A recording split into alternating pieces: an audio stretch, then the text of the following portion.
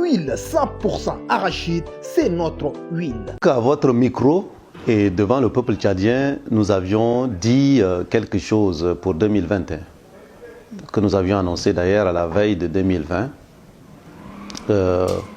ou à la veille de l'année 2021, et nous avions dit que 50% des problèmes du Tchad en moins, c'était le départ de M. Déby du pouvoir sans le 6e mandat.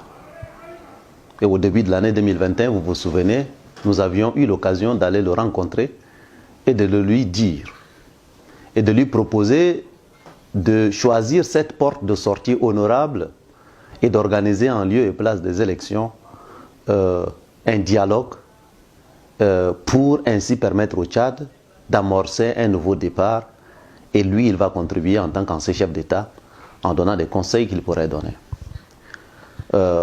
Sans doute s'il nous avait écoutés, il serait en vie aujourd'hui. Nous n'avions jamais souhaité sa mort, nous avons souhaité justement qu'il sorte par la grande porte et vivant.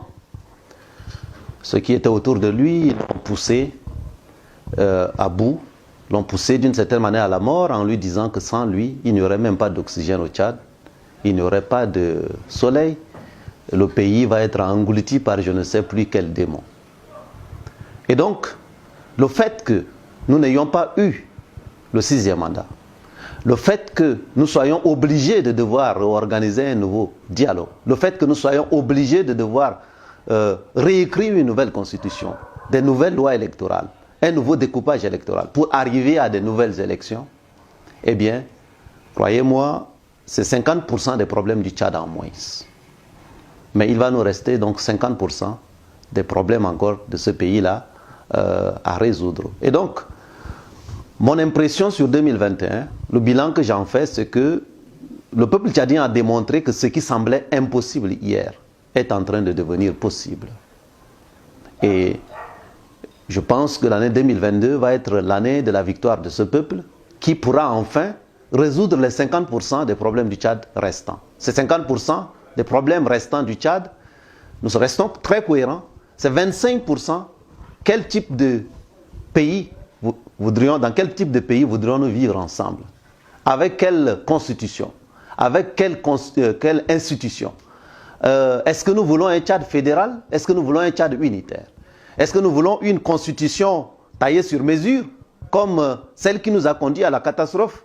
Ou bien nous voulons enfin une constitution consensuelle, comme celle de 1996, en l'adaptant aux réalités d'aujourd'hui? Est-ce que nous voulons un Tchad dans lequel il y aura des gouverneurs élus, ou un Tchad dans lequel il y aura des gouverneurs nommés? Est-ce que nous voulons revenir aux 14 préfectures d'antan? Est-ce que nous voulons aller à 14 plus quelques autres préfectures?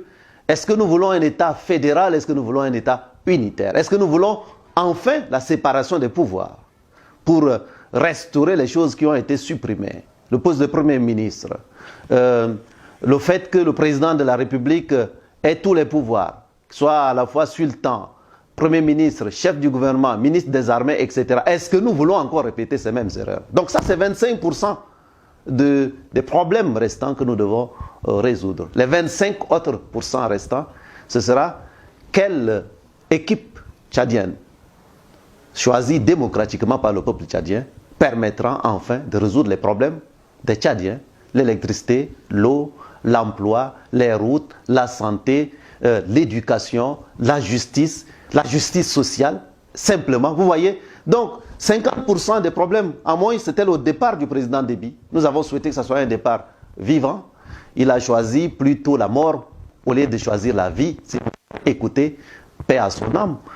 Le destin en a voulu ainsi. Et les 50% restants, nous devons être capables donc de les séparer en 2 blocs de 25%, je viens de vous le dire. Et c'est autour de ça que doivent être les enjeux du futur dialogue.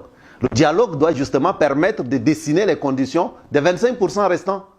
Et puis ensuite, les 25 autres pourcents, nous allons les laisser aux Tchadiens qui vont choisir une équipe qui leur dira qu'est-ce que je vais faire de l'armée, quelle transformation pour le système éducatif, quelle transformation pour le système de santé, quelle transformation pour le système, en tout cas, d'emploi, l'éducation, la justice, les infrastructures, la diplomatie, la jeunesse, la femme, le milieu rural, les questions agriculteurs, éleveurs, etc.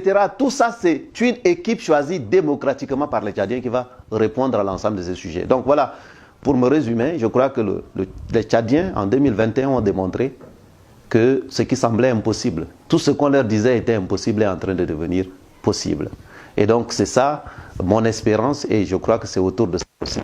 2022 doit être une année justement où le peuple doit se mettre debout pour affirmer sa victoire, pour que nous ayons justement la victoire de la justice sur l'injustice, la victoire de la vérité sur le mensonge, la victoire de l'urne sur l'arme, la victoire, je dirais, de la démocratie sur la bundoukratie, la victoire du peuple sur la dynastie. Vous voyez, là est l'enjeu, je crois, en termes de perspective pour 2022.